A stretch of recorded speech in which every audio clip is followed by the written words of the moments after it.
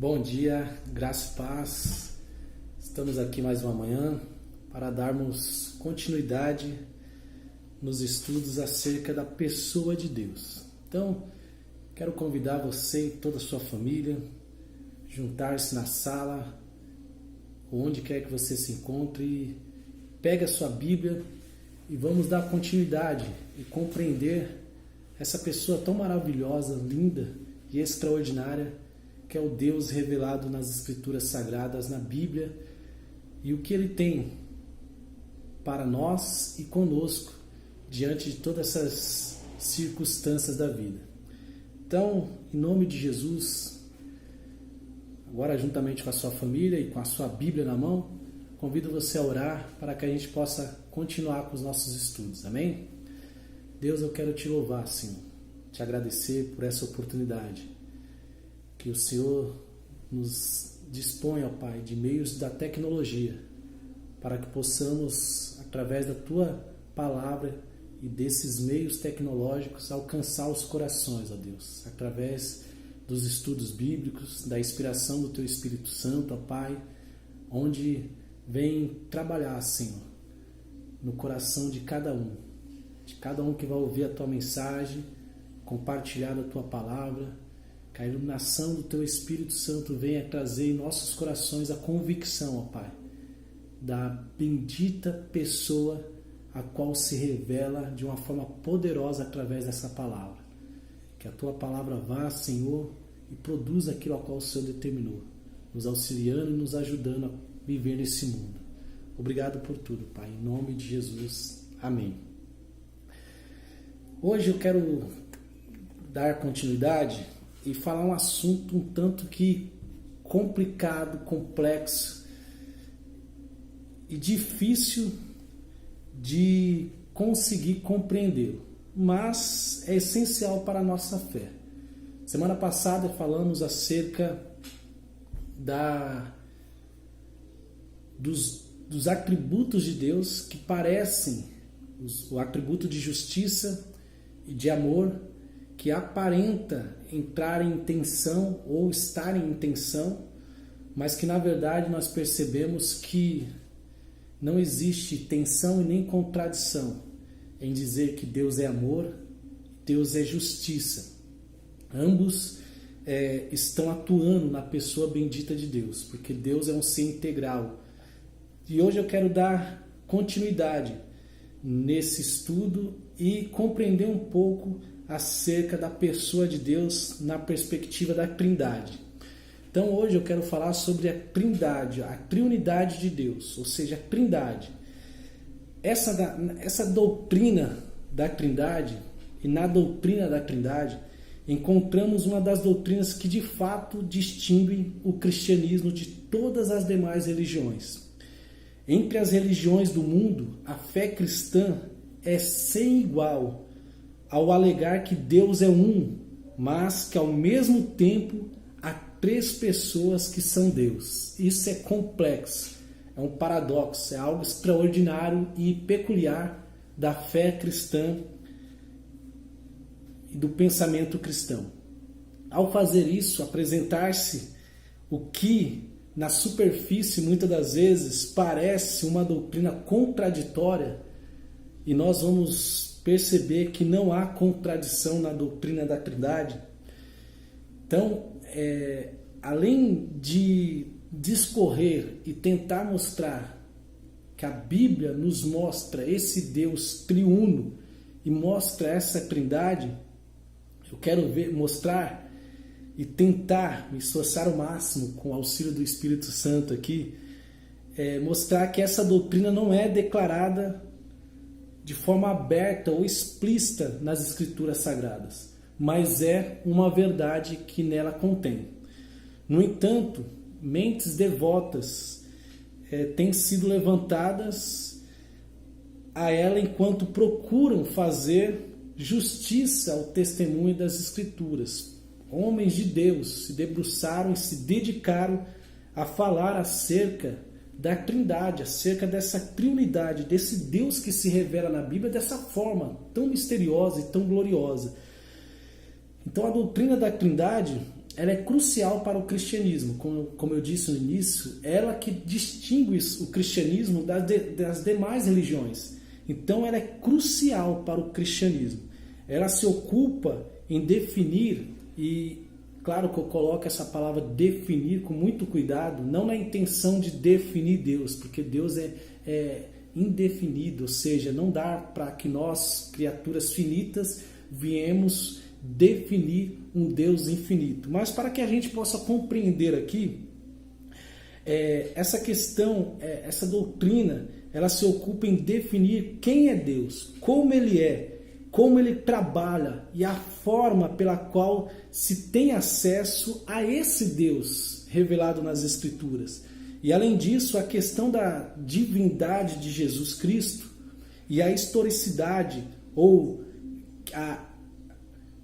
aquilo que se dá na história, historicamente, tem sido ponto de grande tensão. Está muito ligada com o conceito da Trindade, ou seja, aquilo que nós entendemos de Cristo e a maneira que a história compreende Jesus Cristo está muito ligado ao conceito da Trindade. E não só isso, eu vou também me basear aqui, e está apoiado nos teólogos Miller de Erickson e Wayne Grudem para falar um pouco dessa doutrina tão complicada, mas que faz parte e é essencial para o cristianismo. Então, a posição que vamos adotar, que adotamos aqui em relação à Trindade, ela exerce profunda influência em nossa cristologia, ou seja, aquilo que eu compreendo e da maneira que eu defino a Trindade é a maneira que vai me influenciar poderosamente a forma que eu vou entender a cristologia, ou seja, um estudo sobre Cristo Jesus. Então, o estudo sobre Cristo vai depender da minha definição e da minha compreensão da Trindade, da pessoa de Deus como um todo. A posição que adotamos em relação à Trindade também responderá uma série de perguntas de natureza prática, ou seja, como que nós vivemos o cristianismo na prática. Então, a maneira que nós compreendemos a Trindade vai nos auxiliar a responder perguntas de natureza prática na nossa vida diária. Como que nós vivemos e colocamos em prática o cristianismo? A quem devemos cultuar? Por exemplo, apenas o Pai? Ou ao Filho? Ou ao Espírito Santo? Ou ao Deus triuno? A quem devemos orar? A obra de um deve ser considerada a parte da obra dos outros? Ou podemos entender que, de alguma forma, a morte expiatória de Jesus também é obra do Pai? Será que podemos compreender isso de maneira junta? Ou seja, de uma forma completa, a maneira que Cristo, a morte expiatória de Cristo, podemos compreendê-la como também obra do Pai? Pode-se pensar no Filho como equivalente ao Pai em essência, ou seja, que Jesus tem a mesma essência do Pai, ou ele deve ser relegado a um status ligeiramente menor, ou compreendemos, em outras palavras mais simples aqui, compreender Jesus como uma pessoa menor do que Deus, um pouco menor do que Deus. Será que essas perguntas não levam a gente entender a necessidade de compreender o estudo da Trindade? Porque se compreendemos de maneira clara a Trindade, a forma que Deus se revela nas Escrituras, essas perguntas vão ser respondidas com maior facilidade. Então, a fé cristã, quero destacar aqui novamente, é sem igual, ou seja, é incomparável com as outras religiões, porque ao alegar que Deus é um, mas que ao mesmo tempo há três pessoas que são Deus, é uma particularidade do cristianismo. Então aqui eu quero começar no estudo da Trindade examinando a base bíblica da doutrina. Qual a base bíblica para isso? Já, como eu disse, essa palavra Trindade não se encontra na Bíblia Sagrada. Qual a base para termos ela como doutrina para a nossa declaração de fé?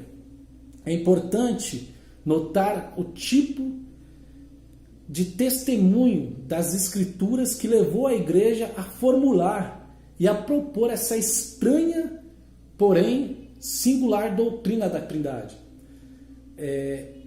O que está por trás? Qual a base bíblica que está por trás dessa doutrina, dessas convicções doutrinárias acerca da Trindade?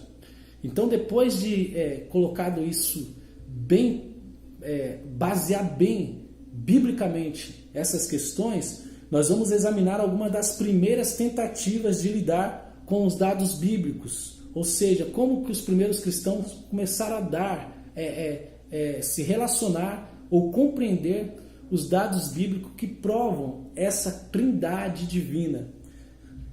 E entre outras, as formulações ortodoxas, como que isso se deu, como que se formulou a questão e colocou-se como doutrina a trindade, a qual nós iremos estudar. E por fim vamos estudar, se der tempo, é claro, os elementos essenciais da doutrina e procurar as analogias que possam nos ajudar a compreendê-la um pouco melhor. Lembrando que por mais pensada, qualquer analogia não consegue explicar de maneira clara a doutrina da Trindade. Vamos lá para o ensino bíblico. O que a Bíblia disse sobre isso, sobre essa doutrina tão complexa? Começamos com os dados bíblicos, no que diz respeito à doutrina da Trindade. Há 3 tipos de indícios distintos, mas que se relacionam entre si. O indício da unidade de Deus, a Bíblia deixa clara essa unidade de Deus, e isso nós falamos no estudo anterior, que Deus é um ser integral, é um ser único, todos os seus atributos, e quando vamos estudar a pessoa de Deus, não devemos fazer departamentos, ou seja, fatiar os atributos de Deus, porque Ele é um ser único, existe uma unidade na pessoa de Deus. E isso eu quero dizer em outras palavras que Deus é um único Deus, só existe um Deus verdadeiro. Indícios de que há 3 pessoas que são Deus, isso nós vamos perceber claro nas Escrituras Sagradas, e eu não quero dizer com isso, nem a Bíblia, que existem 3 deuses, porque aí seria contraditório, porque eu parti do princípio que a Bíblia dá indícios de que existe apenas um Deus, um único Deus verdadeiro, mas também que mostra e aponta para essas 3 pessoas que são divinas. E por fim, a Bíblia também dá indicações, ou pelo menos insinuações, da triunidade de Deus. Essa relação entre essas 3 pessoas de forma harmoniosa e perfeita.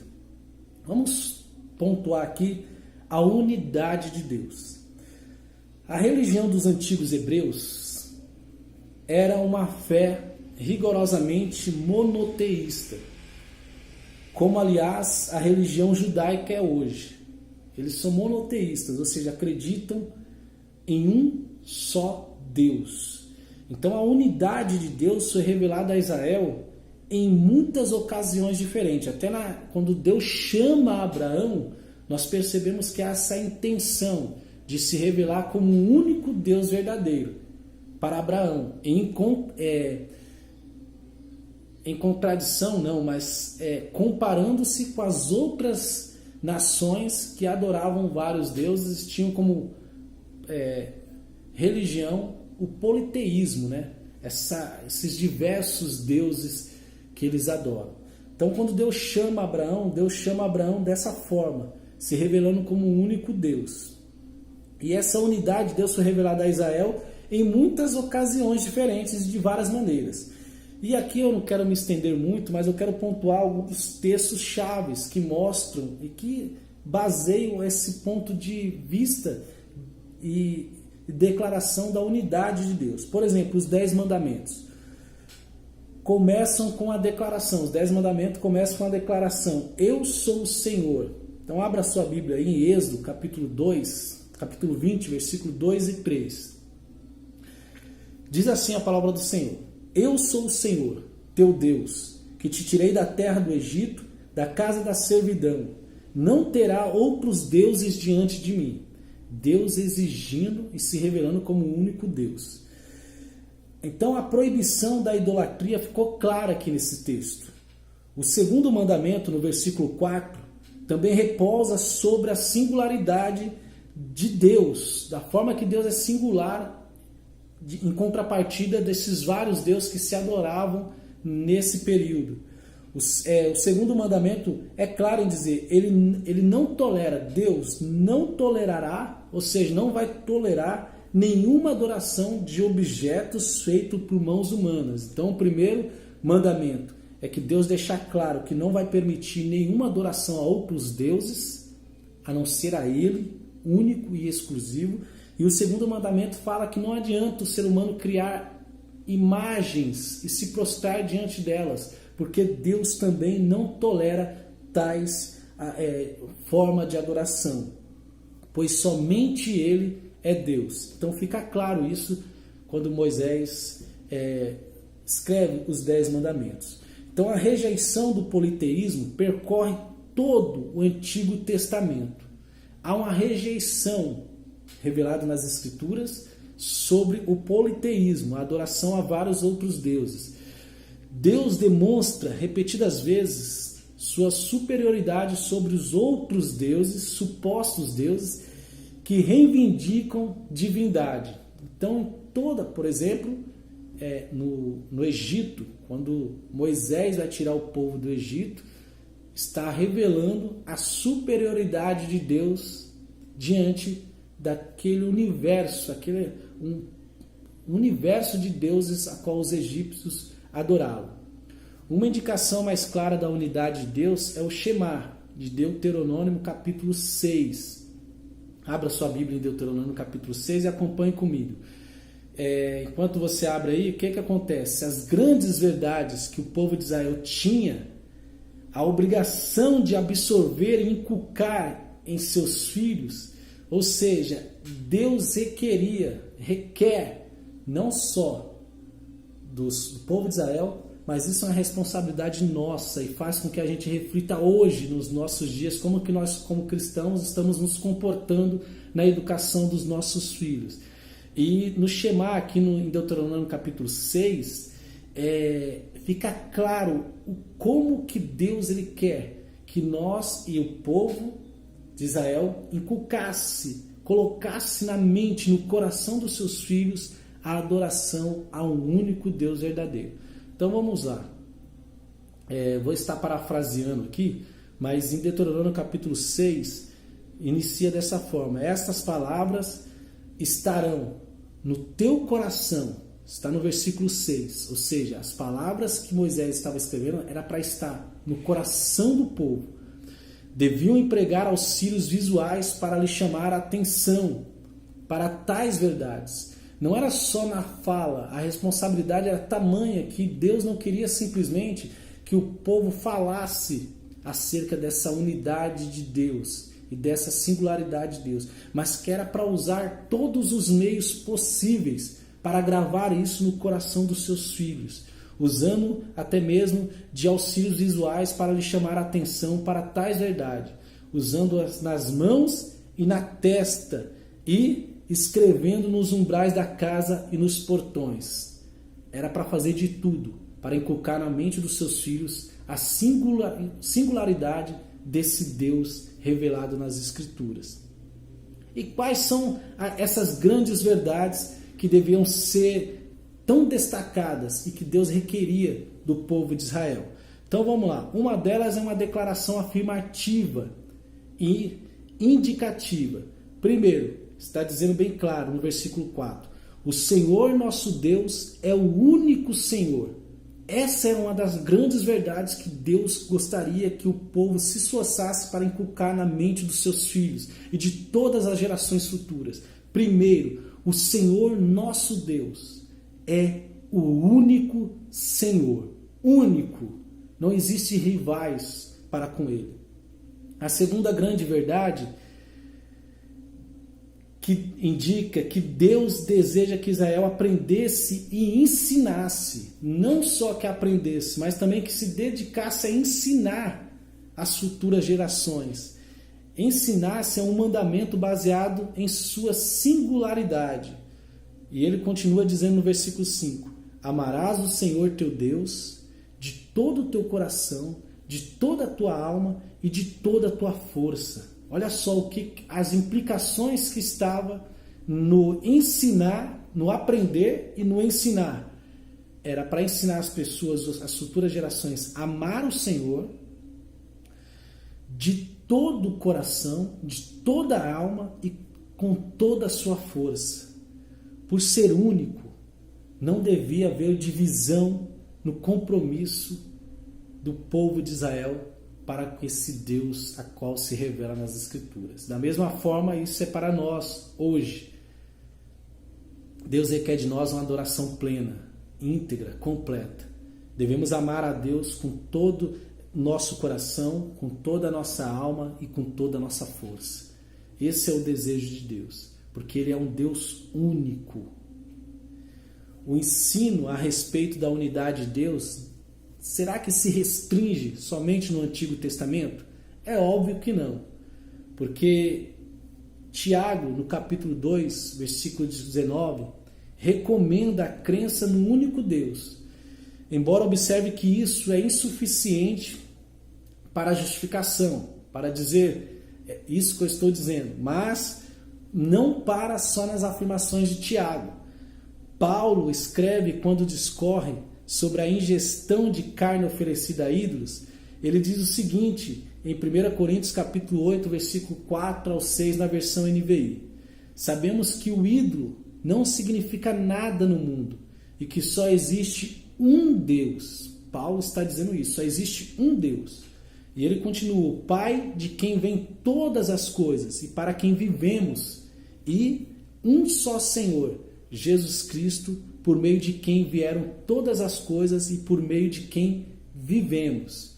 Aqui Paulo, a semelhança da lei mosaica, exclui a idolatria baseado no fato de que só existe um Deus.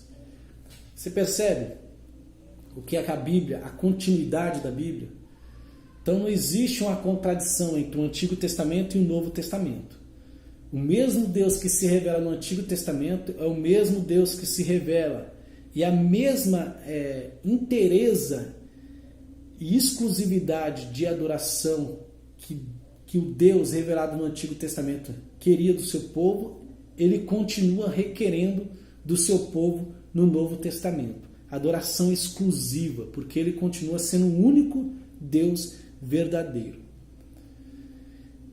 Eu tentei pontuar aqui alguns pontos cruciais, dando continuidade do Antigo Testamento ao Novo Testamento, nesse pensamento da unidade de Deus. Ou seja, o mesmo pensamento que Deus é único no Antigo Testamento permanece no Novo Testamento. Ficando claro isso, vamos trabalhar um pouco e pensar um pouco sobre a divindade dessas três pessoas. Partimos do princípio que Deus é um, certo? Nós vimos isso em Êxodo e no início das Escrituras, a qual citamos aqui. E pontuamos, deixando bem claro aqui, que o Novo Testamento continua com o mesmo pensamento. Mas agora vamos trabalhar e tentar pensar sobre a divindade dessas três pessoas, Pai, Filho e o Espírito Santo. Todos esses indícios, tomados por si, com certeza nos levariam a uma crença basicamente monoteísta, como os judeus creem. Se partimos do princípio e nos basearmos somente nesses textos ao qual nós lemos, nós teríamos uma fé, uma crença basicamente monoteísta. Que motivo, nesse caso, levou a igreja a ir além dessas indicações? Então, a pergunta que devemos fazer é: o que fez com que a igreja, os pais da igreja e a igreja primitiva saísse dessa adoração e essa forma de pensar acerca de Deus como judeus e deu um passo avante? E um passo avante, porém num tema e num assunto totalmente complexo e delicado. O que levou isso? Nada mais, nada menos do que o testemunho bíblico complementar de que 3 pessoas são Deus. Olha só, cuidado com essa afirmação. Quando eu falo que a Bíblia dá testemunho complementar que 3 pessoas são Deus, a Bíblia não está afirmando, nem eu e nem os teólogos Miller de Erickson e Arne Gruden, todos esses teólogos tradicionais e ortodoxos. Nenhum está afirmando que existem 3 deuses. Não é isso. Mas que essas 3 pessoas que a Bíblia dá testemunho, Pai, Filho e Espírito Santo, é Deus. A divindade da primeira pessoa do Pai, ou seja, a divindade do Pai, de Deus, pouco se discute. Isso é um ponto fundamental, não há discussão sobre isso. Além das referências em 1 Coríntios, capítulo 8, versículo 4 e versículo 6, e 1 Timóteo, capítulo 2, 5 e 6, eu quero ler aqui 1 Timóteo, capítulo 2, versículos 5 e 6, abra sua Bíblia comigo aí, acompanhe comigo, diz o seguinte, 1 Timóteo capítulo 2, 5 e 6. Pois há um só Deus e um só mediador entre Deus e os homens, o homem Cristo Jesus, o qual se entregou a si mesmo como resgate por todos. Esse foi o testemunho dado em seu próprio tempo. Então, o apóstolo Paulo, falando para o seu discípulo Timóteo, está dizendo, pois há um só Deus, um só Deus. O pensamento da unicidade de Deus continua. Podemos notar os casos em que Jesus refere-se ao Pai como Deus. O próprio Jesus, na sua relação com o Pai, ele o trata como Deus. Mateus capítulo 6, versículo 26, olha que interessante. Jesus indica, e ele dialogando com os discípulos, ele diz o seguinte, vosso Pai Celeste, falando sobre as aves do céu, ele diz, vosso Pai Celeste sustenta as aves do céu. Então percebe, numa afirmação paralela que vem logo depois que ele indica que Deus veste a erva do campo. Então Pai Celeste e Deus, para Jesus, há um paralelo, ele está falando da mesma pessoa. É óbvio que para Jesus, Deus e vosso Pai Celeste são expressões equivalentes. Não há dúvida sobre isso. E em numerosas referências, Jesus fala acerca do Pai Celestial, referindo-se a Deus. E é evidente que Jesus tem em mente o Pai, na forma qual ele fala. Então vamos pensar um pouquinho sobre, como eu já disse, que a pessoa do Pai, Deus, Pai, não é questionada, mas o que entra em crise, em debate, são as pessoas e a divindade do Filho e do Espírito Santo. Vamos tentar esclarecer alguns pontos para nos ajudar a compreender essa divindade, tanto de Jesus como do Espírito Santo. Um pouco mais problemático, como eu disse, é o status de Jesus como divino. A deidade, nós falamos na teologia, a deidade, ou seja, a divindade de Jesus. Ainda que a Escritura também o indique como Deus, perceba, a própria Escritura dá indicação de que Jesus é Deus. Uma referência-chave, e aqui poderia citar diversos textos bíblicos, mas uma referência-chave à deidade de Cristo Jesus é encontrada em Filipenses. Olha que interessante. Voltando um pouquinho aqui. Jesus, existe uma crise e um debate se discutindo se Jesus é divino ou não. A grande questão é que a própria Escritura dá indícios disso.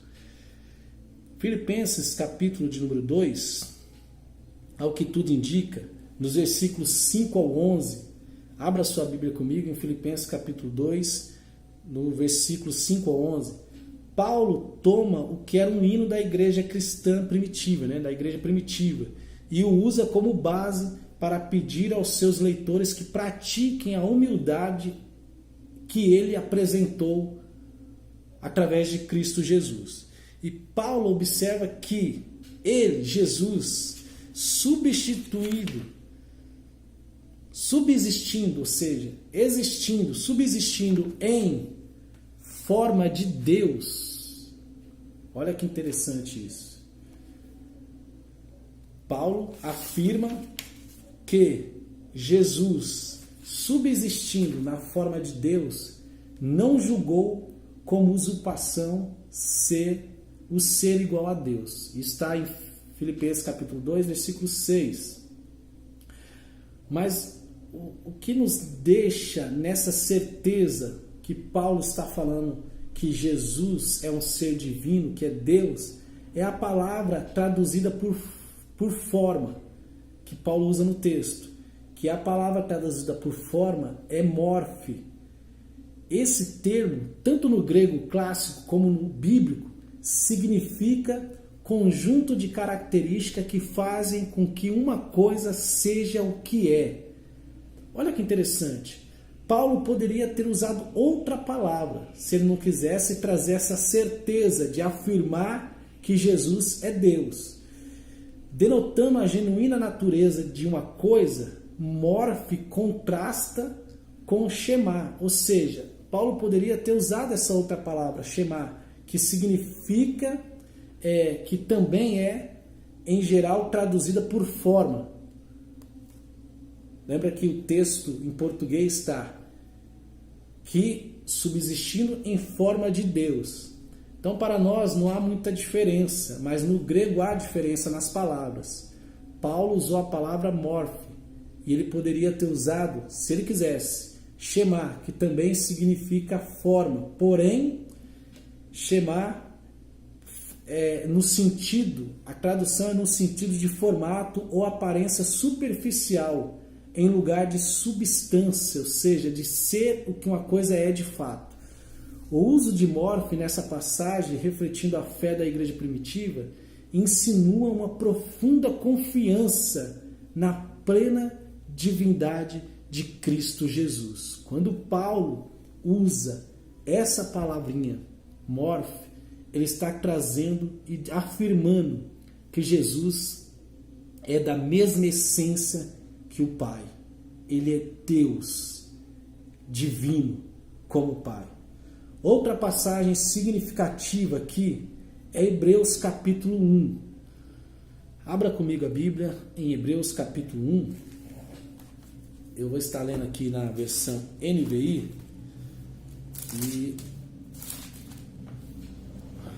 olha o que o autor aqui do texto, da carta aos Hebreus, cuja identidade nos é desconhecida, não sabemos quem escreveu a carta aos Hebreus, ele está escrevendo para um grupo de cristãos hebreus. Isso é óbvio, isso deixa claro no texto. Ele ou ela, para surto de alguns, faz várias afirmações que implicam fortemente a plena divindade do Filho de Jesus. Nos versículos iniciais, quando nós lemos aqui em Hebreus, ele traz afirmações e ele afirma, o autor argumenta que o Filho é superior aos anjos e nota que Deus tem falado por meio do Filho e destacou Jesus como herdeiro de todas as coisas, e não só isso, que ele, o próprio Jesus, fez o universo, que Deus, o Pai, fez o universo por meio dele, de quem? Do Filho. Olha o que o texto diz em Hebreus capítulo 1, versículo 1. Há muito tempo Deus falou muitas vezes e de várias maneiras aos nossos antepassados por meio dos profetas, mas nesses últimos dias falou-nos por meio do Filho, a quem constituiu herdeiro de todas as coisas e por meio de quem fez o universo. O escritor deixa claro isso. Então a expressão aqui, o autor também descreve que o Filho não só é herdeiro de todas as coisas, é superior que os anjos, e por meio dele, de Jesus, Deus fez o universo, mas o autor descreve então o Filho como o resplendor da glória de Deus e a expressão exata do seu ser. O texto é muito claro. O Filho, versículo 3 de Hebreus capítulo 1, o Filho é a expressão exata do seu ser, sustentando todas as coisas por sua palavra poderosa. É a expressão exata do ser de Deus. É isso que o escritor deixa bem claro. Embora talvez possa se alegar que isso só afirma que Deus se revelou por meio do Filho, talvez algumas pessoas possam dizer isso, e não que o Filho é Deus. O contexto a qual nós lemos aqui não deixa dúvida. Ele afirma categoricamente que Jesus é um ser divino, da mesma essência que o Pai. Além de se identificar como o Pai daquele a quem chama o Filho, no versículo 5, Deus é citado no versículo 8 do Salmo, e aqui no versículo 8, dirigindo-se ao Filho como Deus, e no versículo 10 como Senhor. Abra sua Bíblia aí em Salmo 45, versículo 6.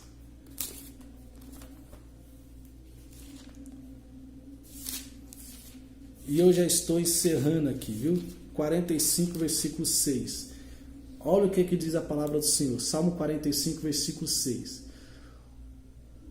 O teu trono, ó Deus, subsiste para todo sempre. Centro de justiça é o cetro do teu reino. Amas a justiça e odeias a iniquidade. Por isso, Deus, o teu Deus, escolheu-te entre os teus companheiros, ungindo-te com óleo de alegria.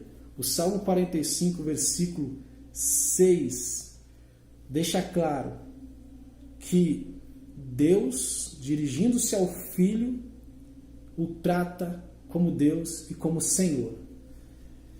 E não só isso. O Salmo 110, versículo 1, se referindo a Jesus também, diz o seguinte, abra sua Bíblia comigo no Salmo 110, versículo 1. O Senhor disse ao meu Senhor, senta-te à minha direita, até que eu faça dos teus inimigos um estrado para os teus pés. Percebe? É significativo que o autor bíblico dirige-se a cristãos hebreus que com certeza estariam imbuídos, embutidos de um monoteísmo claro, de maneiras que inegavelmente afirmam a divindade de Jesus e sua igualdade com o Pai. Partindo de uma doutrina e de convicções monoteístas, o Novo Testamento e o Antigo Testamento afirmam que Jesus ele tem a mesma essência e a mesma divindade com o Pai. Então, uma consideração final sobre a autoconsciência de Jesus referente a isso, devemos notar que Jesus nunca afirmou diretamente a sua divindade. Ele nunca disse simplesmente, sou Deus. Jesus nunca falou assim, nunca afirmou assim. Mas várias pistas sugerem que era assim de fato que ele via e que ele se via. Ele afirmava possuir o que pertence unicamente a Deus. Ele alega possuir coisas que somente Deus pode ter. Ele falou dos anjos de Deus, Lucas capítulo 2, 8, 9 e Lucas 15, 10. Abra sua Bíblia e confirme isso. Ele tratou os anjos de Deus como se fosse dele também, como se fossem seus. Em Mateus capítulo 13, versículo 41, também traz esse mesmo conceito, Jesus falando acerca dos anjos. Ele considerava o reino de Deus, e ele deixa claro isso em Mateus 12, 28, 19 e 14, que o reino de Deus era também o seu reino e os eleitos de Deus eram seus eleitos, como se de sua própria propriedade. Os eleitos de Deus eram os seus escolhidos e sua propriedade. Além disso, ele alegou perdoar pecados. Isso é extraordinário, porque quando Jesus perdoa, lá em Marcos capítulo 2, 8 e 10, quando ele diz, perdoados estão os seus pecados, há uma murmuração dizendo, quem pode perdoar pecados senão Deus? Jesus, ele afirma, para que saibam que o Filho do Homem tem poder, não digo somente perdoados estão os seus pecados, mas a esse homem, levanta-te e anda. Extraordinário isso. Então Jesus, ele reivindica atributos que só pertencem a Deus, mostrando claramente que ele é um ser divino. Amém? Eu quero encerrar por aqui, para não se estender muito, embora seja um assunto complexo, mas nas próximas aulas nós vamos trabalhar um pouco mais a pessoa de Jesus como ser divino e trabalhar a pessoa do Espírito Santo e tentar fechar essa questão para que não venha a ter dúvida sobre a Trindade e a maneira a qual Deus revela essas verdades na Bíblia. Amém? Deus abençoe a sua vida, tenha um ótimo domingo, que você possa se debruçar nas Escrituras e sair convicto desse Deus triuno, verdadeiro e fiel que nós adoramos. Amém? Te louvamos, Deus, por essa oportunidade, que o Senhor possa guiar e conduzir os nossos pensamentos, os nossos estudos, através da Tua Palavra, para que venhamos estar cada vez mais convicto desse Deus que nós servimos e adoramos, Pai. Obrigado por tudo, em nome de Jesus. Amém. Que Deus os abençoe e tenha um ótimo domingo na presença do Senhor Jesus. Amém?